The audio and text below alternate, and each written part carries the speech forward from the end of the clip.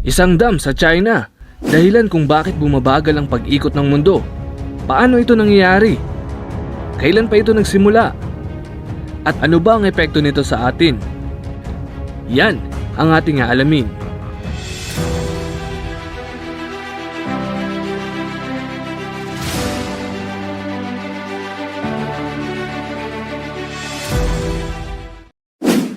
Ayon sa pag-aaral mismo ng NASA, ay sinabing unti-unting bumabagal ang ikot ng ating mundo dahil sa isang dam sa China. Ito ang Three Gorges Dam, ang pinakamalaking dam sa buong mundo. Mapapadam ka talaga kapag nalaman mo kung ano-ano ang kaya nitong gawin at kung paano nito sinisira ang buhay ng mga taga rito. Sa katunayan nga, nung ginagawa ko itong video na ito ay nakakaramdam ako ng konting inis. Pero nandyan na yan, hindi natin yan bansa kaya wala tayong magagawa. Ito ay nakapwesto sa Yangtze River. Kung mag-zoom out tayo ng konti ay halos nasa gitna ito ng bansang China. Halos 17 taon na itong ginagawa at magpasa hanggang ngayon ay patuloy pa rin itong dinedevelop. Ito ay may habang 2.34 kilometers at may 181 meters. Imagine ninyo, para itong isang napakahabang building na may 60 palapag. Tinagurian itong China's Great Engineering Achievement dahil ito ang pinaka-extravagant o pinakamahal na dam sa buong mundo. Umabot na nga sa $25 million ang gastos dito. Ito ang pinakamalaking reservoir ng bansa na may habang 600 kilometro.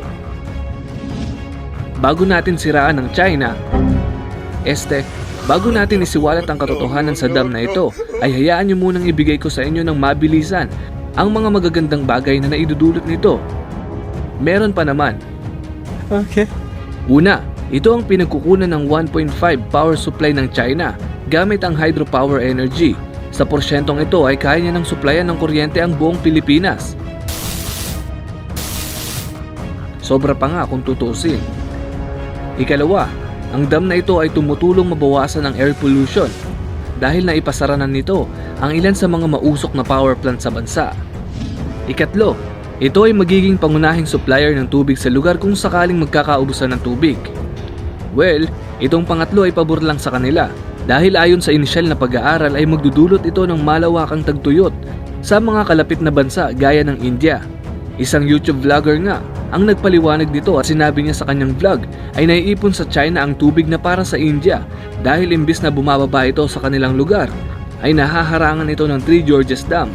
Sa oras na magkaubusan ng tubig ay unang mauubusan ng tubig ang kanilang bansa at isa pa, sinabi rin sa kanyang vlog na marahil isa ito sa mga armas ng China dahil kapag pinakawalan ng isang bagsakan ang mga tubig na naipon dito ay maaaring ikamatay ng mga tao sa India na malapit sa ilog. Panawagan naman sa kanyang vlog na sana mag-abiso ang China kung sakaling gagawin man nila ito dahil 15 days lang ang kailangan upang tuluyan silang abutin ng tubig mula sa China. Ika-4. Wala na atang ika-4. No. Kung mapapansin nyo ang tatlong ito ay parang sa kanila lang pumapabor ang lahat. Sinabi pa nga ng isang environmentalist mula sa labas ng China ay kung titignan natin ay masasabi nating maganda nga ang maidudulot nito. Pero kung iisa-isahin natin ang mga detalye ay hindi na dapat ito ipagpatuloy pa dahil maraming tao ang kailangang ilipat ng tirahan dahil dito. Sinabi nila na para ito sa kalikasan, pero bakit tila ba ginagantihan na sila nito?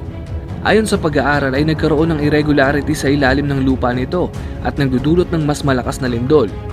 Ang lugar kung saan tinayo ang Three Gorges Dam ay nasa fault line at alam ito ng mga engineer na gumawa nito. Pero ang masamang dulot nito ay nagkakaroon ng lindol sa lugar na kung saan hindi naman dapat nililindol, gaya ng mga kalapit na bayan. Dahil ito sa pressure ng tubig na naiipon sa dam na ito.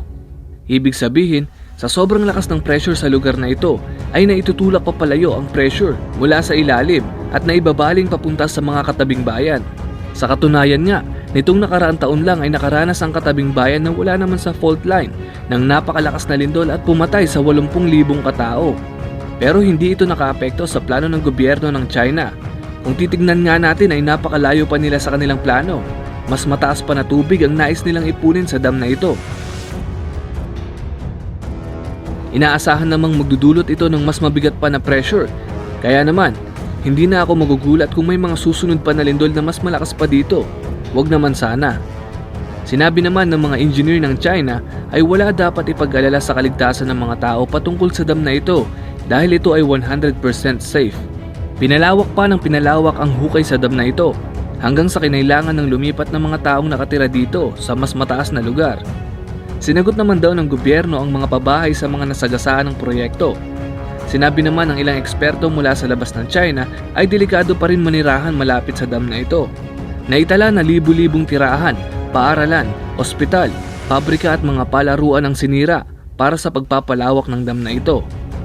Tinatayang nasa 4 na milyong katao na ang nangangailangang lumipat para matapos ang nasabing proyekto. Lahat nga sila ay kanya-kanya ng baklas sa dati nilang bahay para sa paglilipat. Nang tanungin nga sa interview ang isa sa kanila ay medyo naantig ang aking puso dahil sinabi niya na ang gobyerno daw ay malaki at wala silang magagawa pa kung hindi sumunod na lang kahit ayaw nilang lumipat ng tirahan. Ang mga nasa itaas daw ay walang pakialam sa human rights at mga ari-arian nila. Dagdag pa niya, nakaligtasan na lang ang natitira sa kanila, kaya dapat silang sumunod sa ayaw man nila o hindi. Ang lalaking ito ay dating may-ari ng isang bahay at isang maliit na hotel malapit sa dam noong hindi pa dinidemolish ang lugar. Hanggang sa ngayon ay hindi pa sila nabibigyan ng maayos na tirahan. Kasalukuyan silang natutulog sa isang maliit na tent na itinayo nila at walang maayos na tubig na maiinom. Dagdag pa niya na magsi-60 years old na siya sa susunod na taon pero wala siyang kahit ano sa kanyang pagtanda. Ngayon mabalik tayo sa tanong natin kanina. Paano ba nito napapabagal ang pag-ikot ng mundo? Well, simplihan lang natin. Dahil nga naiipon ang hindi bababa sa 300 feet na tubig sa dam na ito, ay pinapabigat niya ng bahagya ang isang parte ng mundo. Yun nga ay ang Yangtze River sa China. Ang isang araw ay hindi na normal dahil mas mahaba ito ng 0.06 super second. Sa pang-araw-araw ay wala pa itong epekto sa atin, pero kapag lumipas ang ilang daang taon ay mararanasan na ng mga susunod na henerasyon ang mas mahabang daytime at nighttime dahil nga literal na bumabagal ang pag-iikot ng mundo. Para ipaliwanag ito sa medyo siyentipikong pananaw ay mayroon tayong tinatawag na law of inertia. Maraming klase nito pero ang pinaka-perpektong halimbawa ay ang LSE. Kapag balanse ang bigat ng LSE ay madali itong nakakaikot ng walang problema.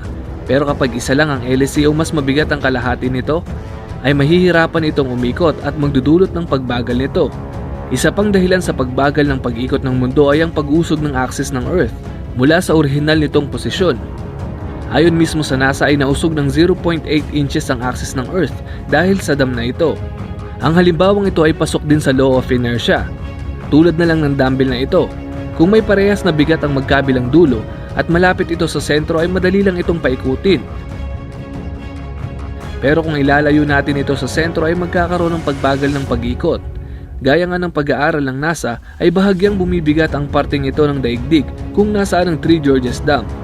Kamakailan nga ay inusog na ng mga dalubhasa ang marker ng North Pole at South Pole ng axis ng Earth dahil sa pangyayaring ito.